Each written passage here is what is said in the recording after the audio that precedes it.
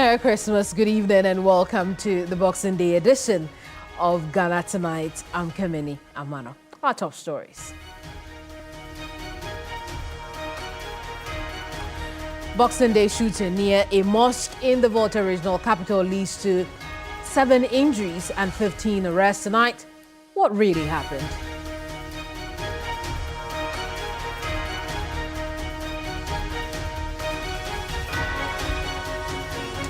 Also coming up, Nigerian authorities make clear President Tinubu gave green light for the Christmas Day airstrikes on ISIS-linked terror group in northwest Nigeria. Are there more U.S. missiles in Nigeria's future? We'll find out tonight.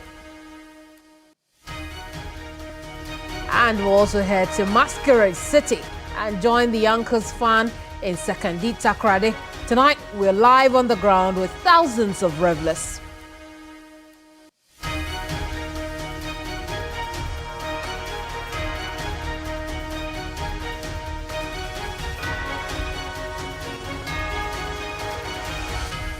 We're coming to you live from our studios here in Accra on TV3 and on 392.7 FM. You may also be watching us on Facebook.com, X.com, 3news.com, and on all our social media handles, including YouTube. If you'd like to be a part of the program, remember to use the hashtag Ghana Tonight if you have any questions, comments, or thoughts on any of our big stories tonight.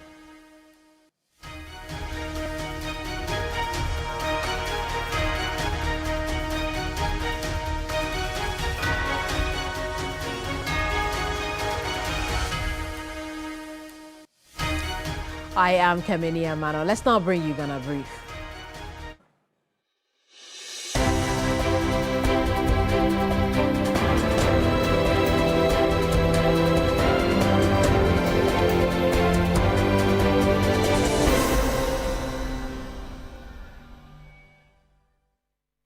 The Small Arms Commission on Friday, December 26, advanced its gun amnesty campaign to the Kanda National Mosque, where the Chief Imam Sheikh Osman Nuhu Shaributu led Juma prayers. The gun amnesty declared on December 15 is to allow individuals and groups in possession of unregistered firearms to register or voluntarily surrender them to the police within the amnesty period. Executive Secretary, Small Arms Commission, Dr. Adam Bona said the ongoing gun amnesty is expected to reverse this trend and improve public safety. The caveat is that no one is going to arrest you. You are not going to be prosecuted. You are not, no interrogation. So we are expecting people to surrender their weapons, even if it is a gun you stole from the police armory. Surrender it. So we are here to let Ghanaians know that we cherish our brothers and sisters who are Muslims in Ghana. We are moving these campaigns to the churches and to the traditional authorities, to the chieftaincy institution. We are going all over the country. So we are here on a single purpose to let people point the guns down and then Ghana up.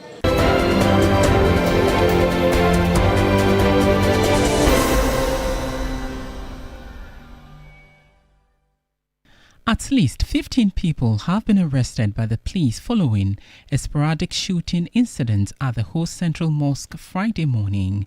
Some masked armed men reportedly stormed the mosque and attempted to drive away some people who had gathered around the mosque ahead of Juma prayers.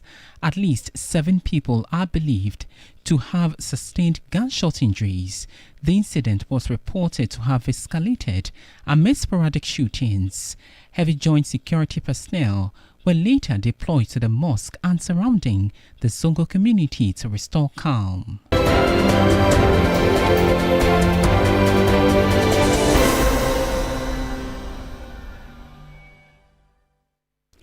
Police in the Greater Accra region have conducted another swoop and arrested 101 suspects over drug-related offences. The exercise took place on December 26, 2025, according to the Ghana Police Service. The exercise took place at Kwame Nkrumah Circle, Nungwa, Adabraka, Achimota, East Legon and the railways areas as part of a special Christmas operation. In a related development, the Savannah Regional Police Command has also arrested 27 persons for drug-related offences. The suspects, including women, were found to have in their possession various kinds of drugs and leaves suspected to be Indian hemp.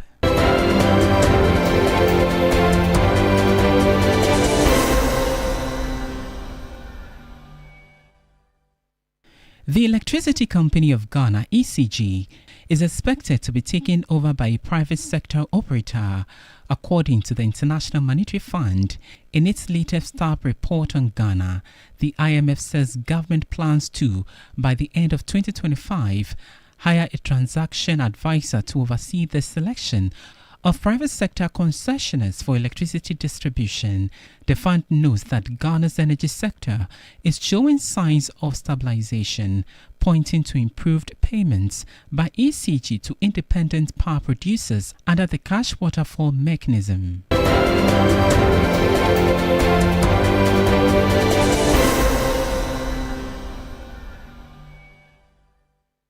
On Sunday, December 28, we paint Labadi Beach white with the biggest party to climax this year. The 3FM all-white party promises an unforgettable night featuring a star-studded lineup and electrifying music performances from the hottest DJs in Ghana.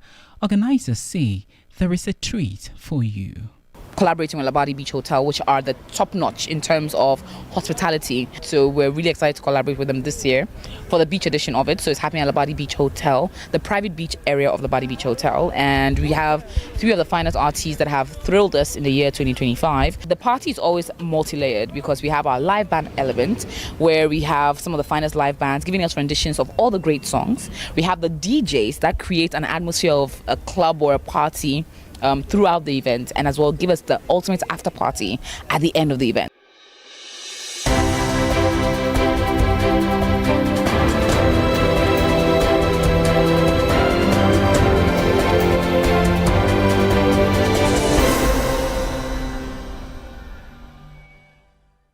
Let's get into our first business of the night.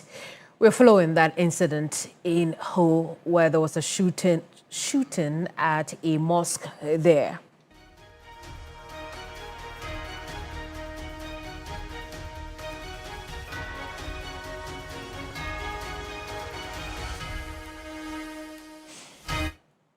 We know that at least 7 people were injured in the sporadic shooting on Boxing Day in Ho, the Volta regional capital. Now, the incident at the Central Mosque also led to the arrest of 15 people. Our regional correspondent Faisal Abdul-Idris reports masked armed men stormed the mosque and attempted to drive away some people who had gathered there for Juma prayers. So we are headed back to the community to bring you the very latest now.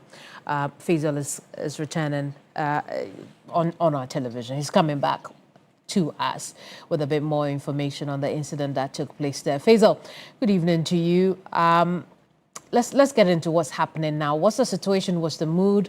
Gauge it for us. Well, so it's been several hours after the sporadic shooting incident at the Ho Central Mosque early this morning. Between 9:30 to 1 p.m., the place was highly tensed. There were security personnel from both the military and police who had stormed the place to restore calm. This evening, I was there again at about 6 p.m. when Maghrib prayers were called. People were entering the mosque to pray, but of course, there were still police officers who have been stationed in and around the Central Mosque to ensure that what we saw in the morning does not repeat itself. What we saw in the morning, it's not the first time anyway, but it's actually marked a heightened situation because over the years, even though there has been some form of violence and violent confrontations around and in the mosques there, what we saw today involved the shooting of guns. And so that's why I say it marked a heightened situation than we have seen before in the past. I see. So now we can say the situation is calm on the ground? Yes, the situation is calm on the ground. On the surface of things, there is peace on the surface of things, but we do not know how things would pan out going forward, because if you follow carefully what has been happening in the Zongo, you would agree with me that today's incident is just one of the many things that we may probably be seeing as far as the impasse in the Zongo is concerned. I see, Faisal, have yourself a good Boxing Day night. Thank you so much for the good work all through the year and tonight. Faisal Abdul-Idrisu is our regional correspondent. He joined us from the Volta Regional Capital. We'll stay on this subject because I'm now joined by Chief Inspector Francis Gomado, who speaks for the Volta Regional Police Command. Chief, good evening and thank you so much for your time tonight. As far as police investigation is concerned, what happened?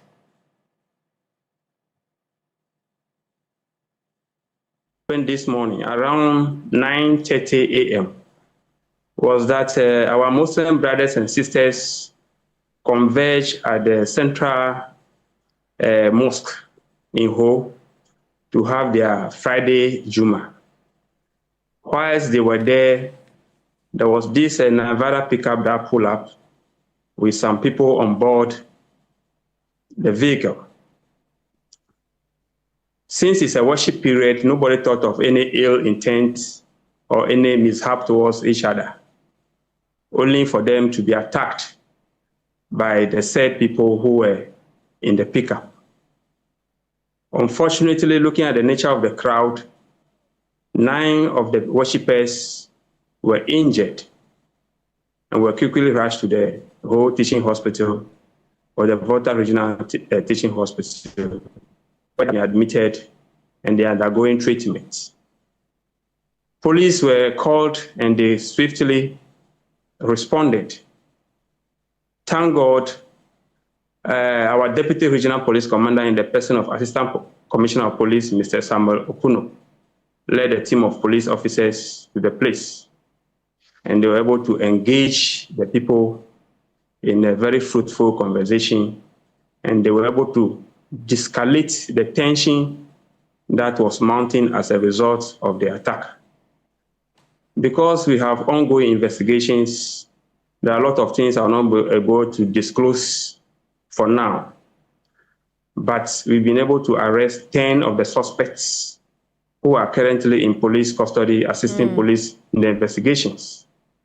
We are still on a manhunt for some of the suspects that we believe were part of this wicked attack. It's a long-standing issue that they've been battling with for some time now. The police are still engaging the factions in this direction, and we pray that by the end of the day, we'll have a very good resolution of the issue. Our appeal to the families whose relatives are victims of this attack to remain calm and cooperate with the police so that we can get to the bottom of the issue. And believe you me, those who will be found culpable will face full rigors of the law. I see, Chief. What are these long-standing issues you refer to? It's an issue of who should be the leader of the Muslim community. And per our intel, there's a Miniru faction and Alaji Anas faction. But then, at this moment, we can't tell exactly who is right or who is wrong. All we know is that a crime has been committed. We need to get to the bottom of it and make sure that we find the perpetrators to face the full rigors of the law. Chief, who does police say attacked the mosque? Well, for now, I can't say whether it is Minidu faction or the Anas faction. The fact is that there was an attack on the mosque where some innocent persons were injured. Until we finish our investigations before we will get to know who actually orchestrated that attack or agenda. I see, Chief, tonight you're giving us some new numbers in that 2 more people are believed to have been injured as a result of the attack hours ago. So now the number of injured people has moved from 7 to 9. You're also telling us that contrary to our report that 15 people were arrested, only 10, well, again, I'll rephrase. Contrary to 15 people being arrested, 10 is the actual number police has on record. Why is the number different now? What is confirmed on record is what I am telling you. The fact is that, because I earlier on said that there's ongoing investigations, any arrest that is made moving forward will inform the public accordingly. I see what you mean. So it is not true that 15 people were initially arrested? Can speculate. People can give their figures. But from the official source, as a spokesperson for the Regional Police Command, I am telling you 10 people have been arrested. If tomorrow the number has increased, I'll use this same medium to update the public on that. In situations like this, as the past has taught us, there's always the room for reprisal attack, the tendency for another group going against the group that they believed attacked them. How's the command keeping law and order since the incident? Yeah, even before the incident, we are in the Father Christmas season. So we have deployed a lot of police officers across the region who are maintaining law and order. You believe or you agree with me that this season, people left their homes and they converged at a place for convention and other social gatherings. So we took it upon ourselves to protect their home while they are away, as well as where they will converge to have their worship or whatever program they have. Very well, Chief. That's all we have time for at this moment. But thank you so much for your time here on Ghana Tonight. Chief Inspector Francis Gomado is Director of PR at the Volta Regional Police Command. Now, we'll stay on this subject because tonight we're also learning the Executive Secretary of the Small Arms Commission, Dr. Adam Bona, has been speaking about this incident during a visit to the Chief Imam. I want us to take a listen to him hours ago, then we'll bring him into the conversation.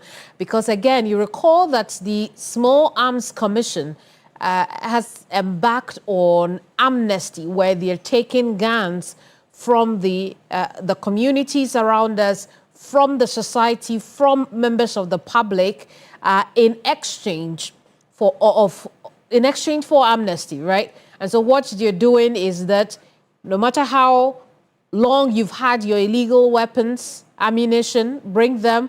We will forgive you, no penalty, no consequences, because we want to keep guns out of the hands of people who shouldn't have them.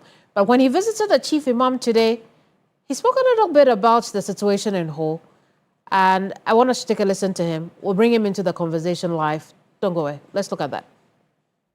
Is that no one is going to arrest you. You are not going to be prosecuted. You are not, no interrogation. So we are expecting people to surrender their weapons. Even if it is a gun you stole from the police armory, surrender it. No prosecution, no arrest. So we are here to let Ghanaians know that we cherish our brothers and sisters who are Muslims in Ghana. We are moving these campaigns to the churches and to the traditional authorities, to the chieftaincy institution. We are going all over the country. So we are here on a single purpose to let people point the guns down and then Ghana up. Dr. Adam Bona attributed recent gun violence, including the whole incident, to the proliferation of illicit arms. I saw it on your TV channels today. There's an incident in the Volta region where some people shot in a mosque. And you can see, coincidentally, we are here. It tells you that no one is free. If these people didn't have weapons, they won't get into a mosque and start shooting.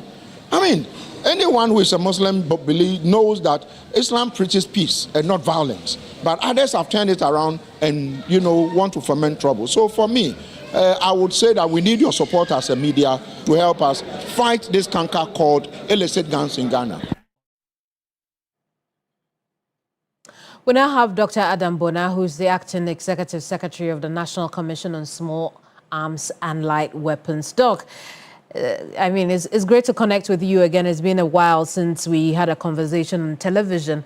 But I want to go back into hours ago during your visit to the office of the Chief Imam and the comments you made about the incident in Ho. Let's talk about why you could draw that conclusion. Yes, good evening and Merry Christmas to yourself and Happy New Year in advance.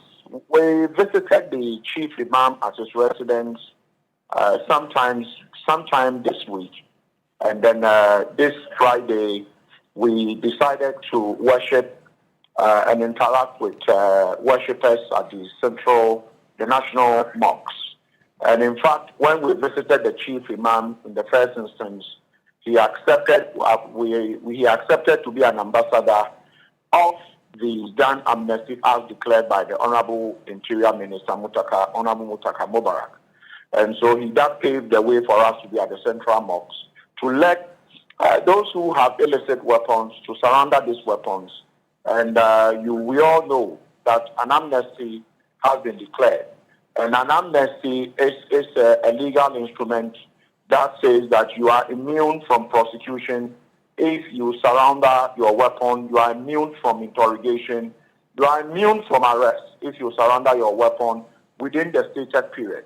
And we are aware it started on the 1st of December and is ending on the 15th of January 2026. And so far, so good. We have had, hundreds of weapons surrounded at various police stations. We have districts. We have over 1,300 district police stations all over the country that are receiving these weapons. We have had calls from people who feel they are not very, comfortable bringing the weapons. We have a system in place where we would come to you, not in a marked vehicle, to take the weapon from you and issue you a receipt. And I must say that somewhere last week, a call came from the whole area, the Volta region area, someone who had an AK-47 and was afraid to surrender the weapon. A team went there and brought the AK-47 and it's in safe custody as we speak. We have picked sidearms, shotguns, all manner of weapons from people's homes. Others are delivering them at various police stations, because if you don't and the amnesty ends, then arrest and prosecution would begin, as the amnesty declaration made everyone aware of. Very well. Doc, I'll stay on the subject of the whole incident just a little bit longer. With the latest development around the whole Central Mosque, do we see it trigger any new efforts to mop up what could be illicit arms in the hands of people in Ho and its environs? Well, it is work in progress. It's a shame that, hours before we went to worship with our brothers and sisters at the National Mosque in the Kanda area, we had others who had stormed the whole mosque and had attacked worshippers. And the type of worshippers we have in almost all religious organizations or religious setups. You have people who are frail, old ladies, old men, people who don't have the capacity to walk, who don't have the capacity to see. And so it is a shame. Our hearts out to those who suffered this barbaric attack in the Volta region. But measures have been put in place to mop up these weapons. We are moving from one region to another. We were in the Upper West region last week. We are going to be going all over the country from one region to the other. We've had conversations with the chief imam himself, with some of our traditional leaders and opinion leaders. And so we will be in Ho in the shortest possible time to urge the people in the Volta region, including the Muslim community, to surrender their illicit weapons. These weapons shouldn't be amongst us. If weapons are not amongst us, I believe that we are going to find a more sensible way of dialoguing and mediating without weapons. But once there are weapons, a little trigger and someone pulls a weapon and begins to shoot at people like we saw this barbaric attack in the Volta region. It is the reason why this amnesty is so important. And we need all of you because it could have been anyone in that central mosque in the Volta region who could have been attacked. And so we need all illicit weapons surrounded with immediate effect. It's very important. This gives us more hope that what we are doing, we are on the right path, and we will need the support of Ghanaians, including you, the media, to urge Ghanaians to surrender their illicit weapons before the amnesty ends. Very well, Doc. Now we hear that the Greater Accra region topped the list for the highest number of returned or surrendered weapons. Tell us a bit more about that and perhaps why that is so. Well, it is so because obviously Greater Accra, everything you would see, we have a lot of action taking place in Greater Accra. There are a lot of people in Greater Accra, and maybe a lot more sensitization are taking place in the Greater Accra region. And therefore, maybe the sensitization is working. And let me be quick to also say that since the amnesty was declared up to now, in fact, kudos to the Ghana Police Service, headed by Yohono and his team, and the Greater Accra Regional Police Commander, the Upper West Regional Police Commander, and all the police regional commanders all over the country, the CID boss. They are all doing a fantastic job. My own colleagues at the, the National Commission on Small Arms, and in fact, Interior, we are collaborating to make sure crime rates drop. Since the declaration, if you check through your own media, unscientific way of checking crime statistics, violent crimes by the use of weapons have dropped significantly going into this festive season. It means that a lot of work is taking place as we speak. And then, like I mentioned, Greater Accra is a hotbed when it comes to some of these activities. Ashanti region is also recording a lot of surrounded weapons. The Upper West region, when we visited there, we also picked up, when we did the monitoring, several weapons have been surrounded in the Upper West region, and they are being surrounded all over the country. But for now, we wouldn't be giving you the numbers that are coming in. But the numbers that are coming in, surprisingly. But Doc, which is what surprises me, right? Because I'd expect that the places where we have seen armed chaos or some level of armed conflict would have been places that would top the list for armed surrender or surrenders. But here we are, it's the Greater Accra region. Does that not worry the Commission? Well, it doesn't worry the Commission. Remember recently during the Homo War, didn't you see something that looked like a war movie when some crazy people went into town shooting people in daylight? And so it tells you that no one is immune from gunshots. In the Babu Wulomos, the high priest of the Ganadangwe, area, the Babu Wulomo, he was there outdooring one of her queen mothers. And that queen mother was killed in front of everybody through the use of illicit firearms. And so the Greater Accra region is not so different from other regions. The good thing is that Greater Accra is become an example of a region that is seeing the need to surrender weapons. Very well. Other regions are following suit. The one municipality, you are talking about Ashanti region.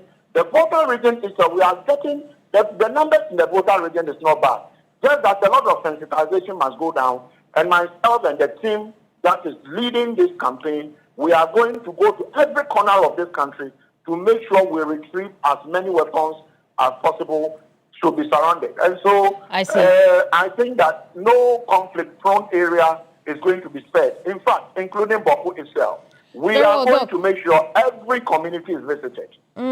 Doug, just a couple more things and then we'll wind down on this conversation. What are the checks and balances to ensure that these weapons, these ammunitions that are returned do not end up back in public hands or wrong hands again? So we put in a very transparent mechanism of surrounded weapons and those who are bringing them for re-registration and all that, and those who want to regularize them. When you come in, remember what we did first of all before the amnesty was declared was to do the TOT, the trainer of the trainers. Every firearm, everyone who was part of firearm, dealing with firearms in all the police districts were brought to Accra. They were trained as trainers and they went back to the various districts and trained officers. When you come to surrender your weapon, you are given a receipt. They filled a document is filled, a sticker is placed on the, on the weapon, and a receipt is given you. That is to make sure that we are accountable. After these weapons are surrounded, the leadership of this country, i.e. the Interior Minister, Cabinet, will take a decision. But usually, what happens is that when the weapons are surrounded and these weapons are weapons that are not supposed to probably go back to those who brought them, some of them bring them for regularization. If we take you through the process and you are qualified to be issued a license to bear a firearm, the weapon will be given to you. Will you go through the process? All the checks will be done on you. But if it happens that someone surrounded and the weapon has to be destroyed, we have a weapon destruction machine. The weapon will be destroyed in the public gallery. So all of you will be invited. But I think that maybe on another program, I will show you images of how these weapons are being surrounded, some of them, and the process we take through. And so I think in another, episode, we would have to arrange that. I will take yourself through and Ghanaians through the transparent way this thing is done. So there should not be any doubt at all that these weapons would not leak back into society. No, we are going to make sure that they don't leak back. Indeed, Doc, I want us to wind down with this question on Facebook by Rita Va, who is asking, the fear of most people now is that others are willing to surrender their weapons while others are seriously acquiring more. So those surrendering are afraid of those who are not doing the surrender but acquiring more, and this is dangerous to our lives. How do you respond to this, Doc? Let me tell you something. A lot went into the decision to declare an amnesty. The government of Ghana didn't want to start a swoop and start arresting people en masse and locking them at our various prisons, especially when it is so difficult to feed prisoners as we speak. And so the decision to not arrest people immediately, that allow people to do this, is a very important one. It doesn't mean we don't know those who have the weapons. We know those who have the weapons, and I can tell you that those who refuse to surrender their illicit weapons, we will come after them after the amnesty ends. Secondly, we are putting in place a mechanism where if you refuse to surrender, you are going to have your own brother or sister who would come in and tell us that maybe Touchwood, Kemeni has a weapon, or somebody close to Kemeni has a weapon. That person will be paid handsomely for giving us the information that you have a weapon. So whether you like it or not, we will come after you if you do not surrender your illicit weapon. So there is no turning back on this. We will come after everyone who decides. So I'm answering that person, that we know them and we will come after them if they refuse to surrender within the stated period. But are there any efforts to make new acquisitions difficult? Well, you see, if you make it difficult, then you are paving the way for people not to go through the process. We want to make it easy for people to own firearms, but these firearms must be licensed. Come and you drive. You have a driver's license. You have a car that is registered to you. There is no way you will give a car registered to you at DVLA to someone to go and steal. It is the same way a weapon registered to you in your name. you would give that weapon to someone to go and commit robbery, because the ballistic experts amongst us would know that it is your weapon that was used. But when the weapon is not in our database, it becomes difficult. And so we are rather concerned about regularization because it is not the issue. Because when you make it difficult, listen, we are human beings. People will find a way. So rather, we want to make it as quickly as possible, but make sure that if, of course, you ex-convict cannot own a weapon, if you are not over 18, you can't own a weapon, you must go through a process, all the checks and balances.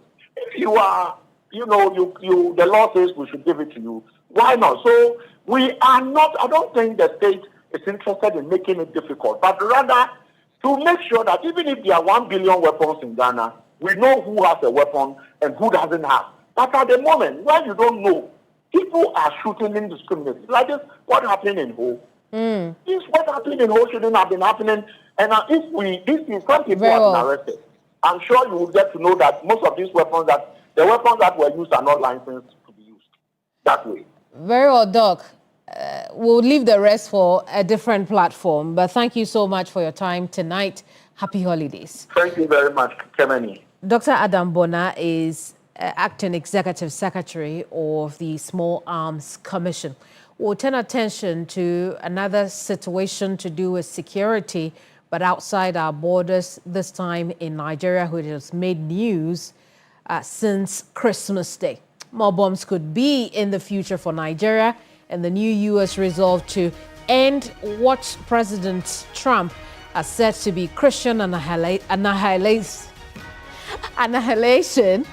in parts of the West African country. Listen, I've got this covered. Don't really worry about that word, which I wrote, by the way. Let's get into the mess of this.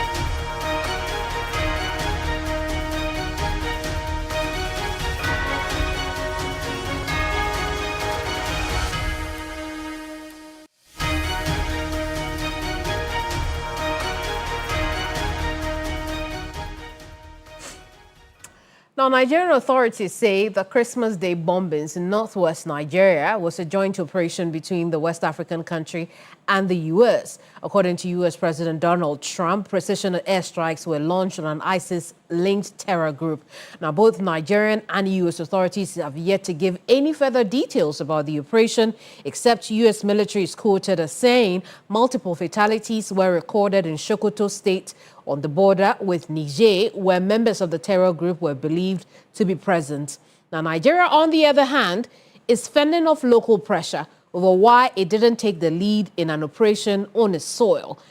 But Foreign Minister Yusuf Maitama Tugar has been speaking extensively on this matter. In fact, his ministry in a statement said that the Ministry of Foreign Affairs of the Federal Republic of Nigeria confirms that Nigerian authorities remain engaged in structured security cooperation with international partners, including the United States of America, in addressing the persistent threat of terrorism and violent extremism. Now, this has led to precision hits. Now, you notice that they're using the same language as U.S. President Donald Trump. This has led to precision hits on terrorist targets in Nigeria by airstrikes in the northwest. Now, along the line, he also says and reiterates the point that terrorist violence in any form, whether directed at Christians, Muslims, or other communities, remains an affront to Nigerians' values and to international peace and security. And now, this statement, this part of that statement is really crucial, because remember that these airstrikes are coming on the back of what appears to be a U.S. campaign against what they say is the massacre of Christians in northern Nigeria. U.S. Donald Trump had positioned himself to be the savior of the Christians in that part of the country, which is why the airstrikes were launched on Christmas Day. So the Christmas Day gifts to the people, to the terrorists in that part of the country was the bombings that took place on that day. Now, the Nigerian authorities, on the other hand, say terror is bad for everybody. This is not a religious, this is not in response to a religious incident. But whether you're Christian, you're Muslim, or you're secular, whatever religion you believe in, a terror attack against you is bad for you and is bad for everybody. Now, that's the difference in the language of communication between Nigerian authorities and U.S. authorities. How that is important, we'll find out now, because Richard Kumado is a security analyst and a fraud consultant. He's joining us for a bit more on this. Now, Richard, before I hear your thoughts on some of the things that I have said so far, we also know that back in Nigeria, influential Islamic cleric Sheikh Gumi has been speaking to this matter. And in fact, if you allow me, I'd read what Sheikh Gumi has said so far. And Sheikh Gumi has said to the Nigerian authorities that it's important that they refrain, right? Nigeria should halt all military cooperation with the USA immediately because of its imperial tendencies worldwide and seek the help of those neutral countries mentioned. Nigerians are too educated to be played with. This is going to be a 2027 campaign discourse. That's from Sheikh Gumi. Essentially, he's asking the Nigerian authorities to halt cooperation that allows the U.S. to launch missiles or airstrikes in Nigeria for whatever reason. And for me, Richard, my viewpoint on this, perhaps not so important, is the fact that we may have successfully put ourselves on the path of what could be a war amongst religions, haven't we?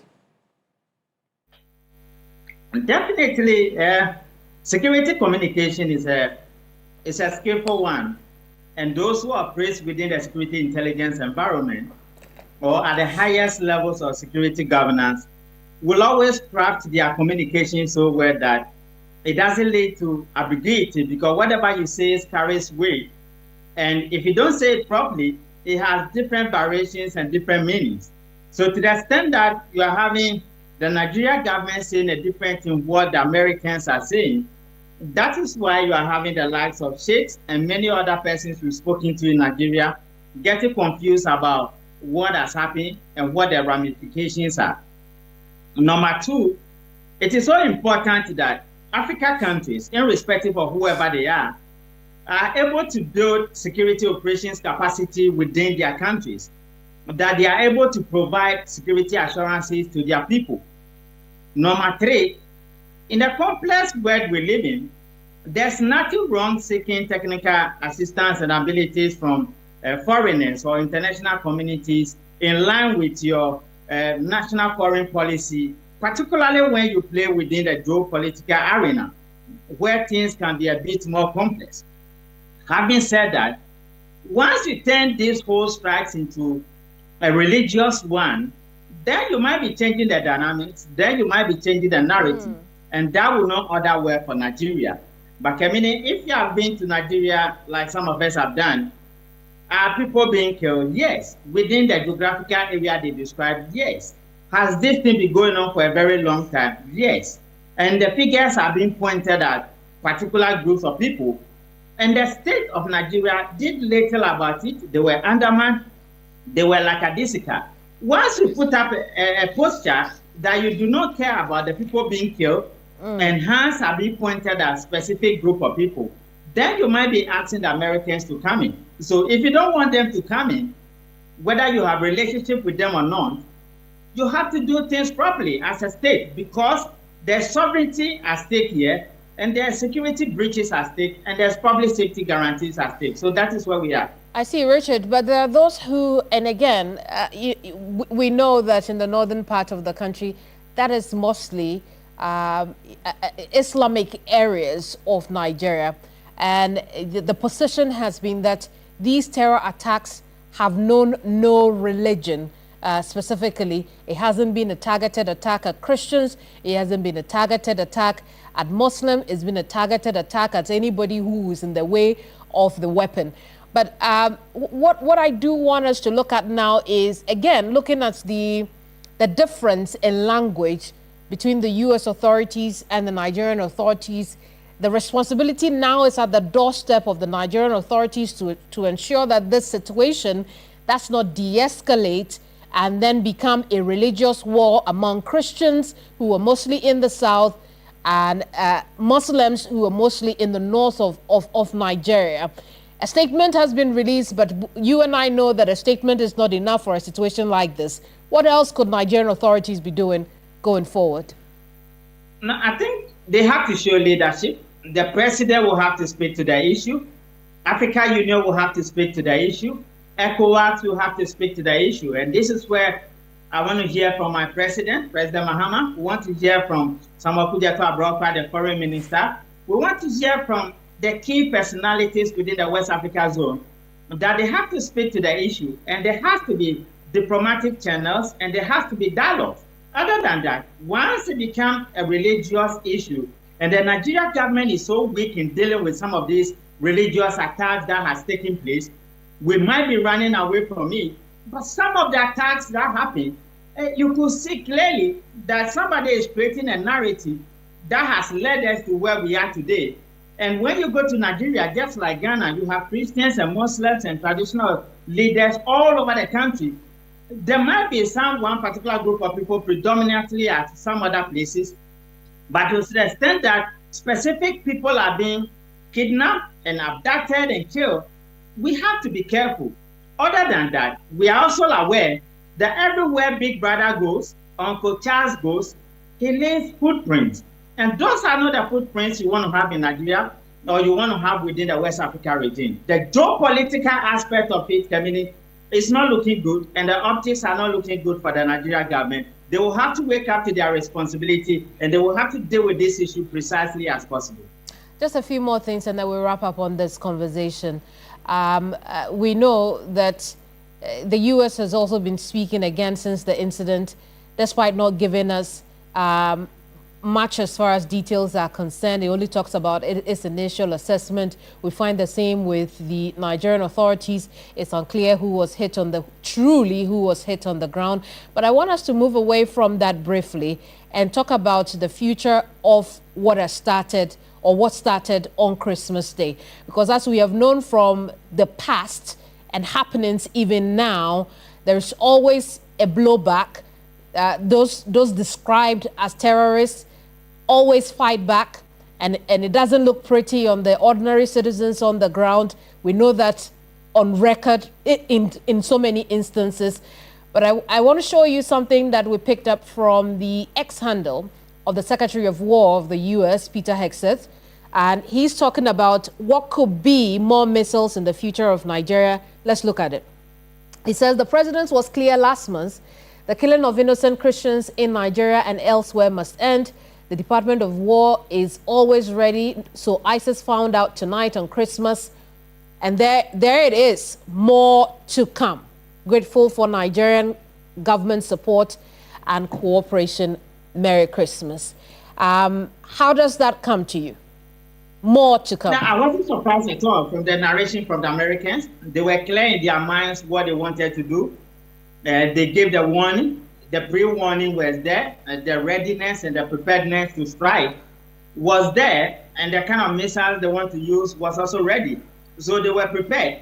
If you listen to the foreign minister, he said one of the statements he made is that they spoke to the U.S. authorities or the guys who were supposed to strike the location 90 minutes, 9 minutes, 5 minutes before the strike. This is a precision missile they have to use. And there are ramifications and there are consequences for selecting that particular missile. But they say there's more to come. They say there's more to come. Yeah, so at the end of the day, it happened in the Nigeria soil. Nigeria is a sovereign nation. Do Nigerians as a country have the capacity to deal with the terror we are talking about? No. Have they done something about it? No.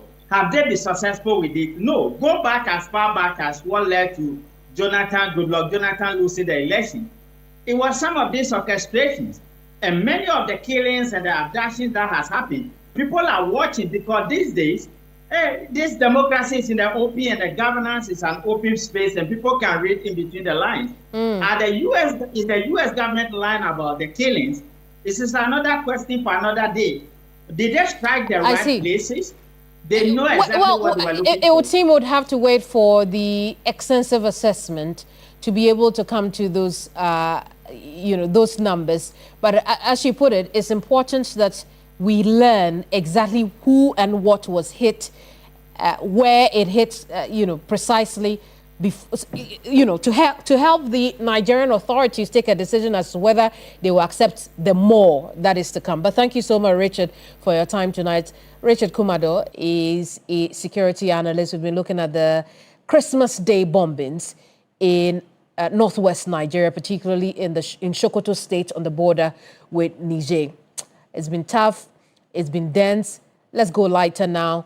We join jubilant celebrants in Takoradi for Ankos. Let's get into that now.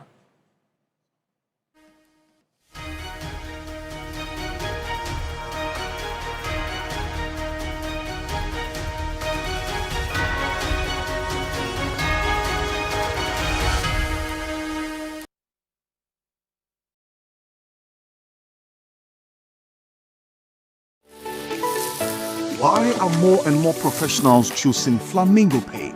As an interior decorator, I aim for that beautiful, elegant look.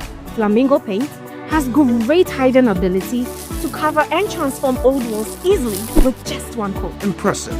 For me, as a professional painter, I love Flamingo paint because it gives small paints that paint huge area, meaning more profit for me. Great value for money.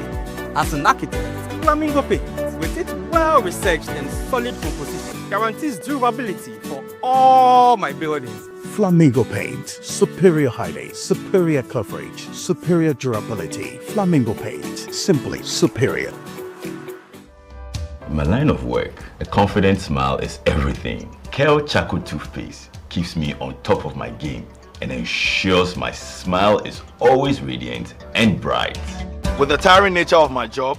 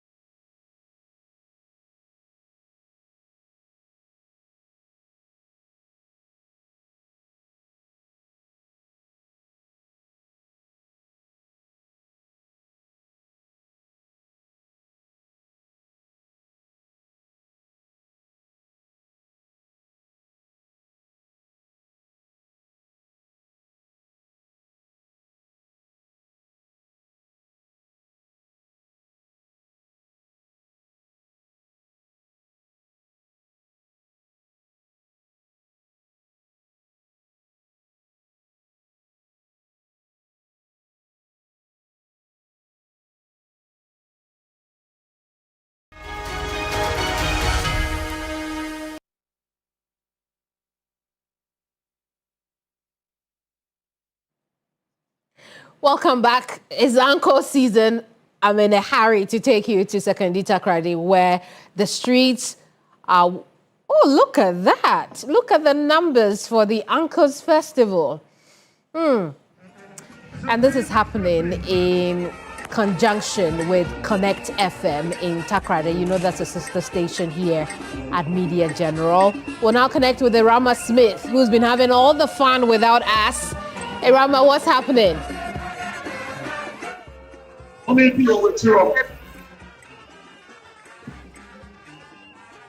Directly into the airport.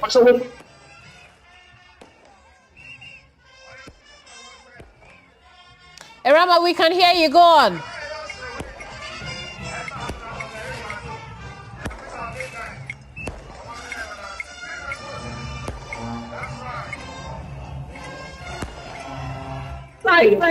It's a city of violence.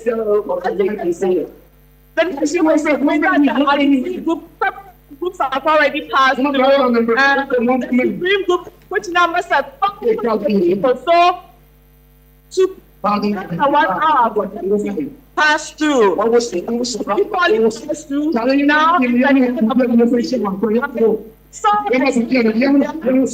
thousands of regulars that masqueraders, car performances here, and business is so booming. So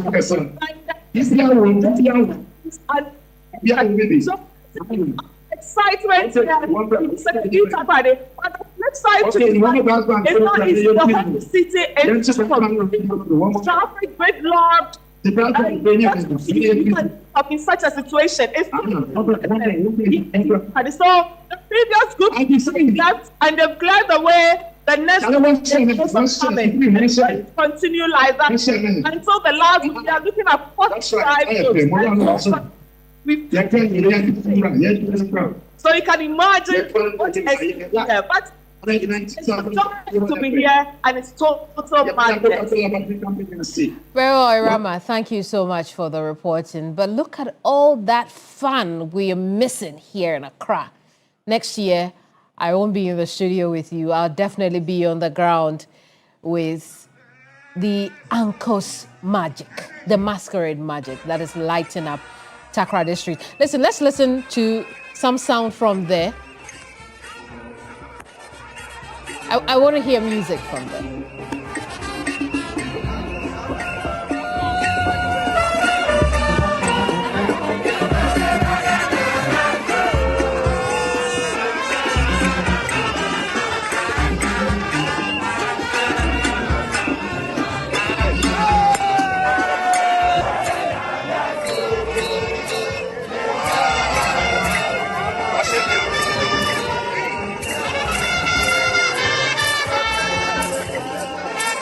Master, when your masters are back, I say, the crowd.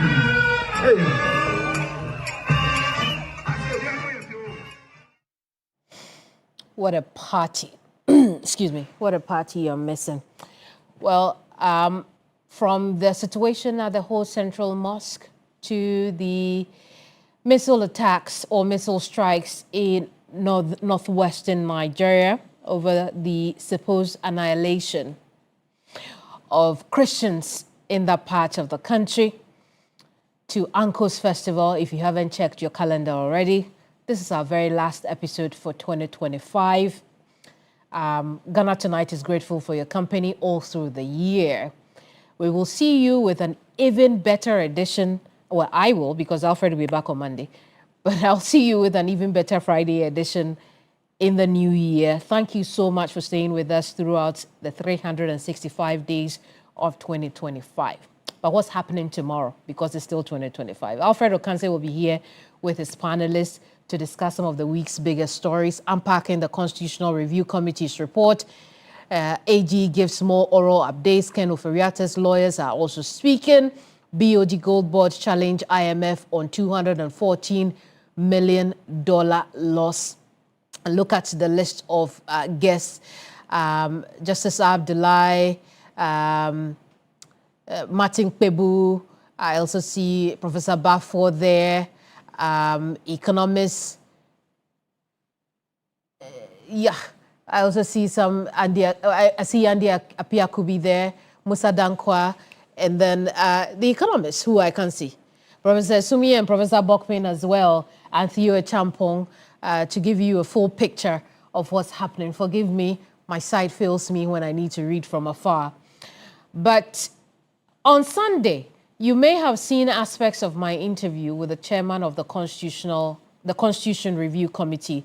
What you do not know is that is just one part of the conversation we had, where we discussed mainly how they are curing the excessive power of the executive as far as the government is concerned as they reviewed the Constitution. Their proposals were widely discussed in that interview. It's on YouTube right now. You can go and watch it. However, on Sunday, there's a second part of that interview that also deals with curing some of the excesses of our legislature.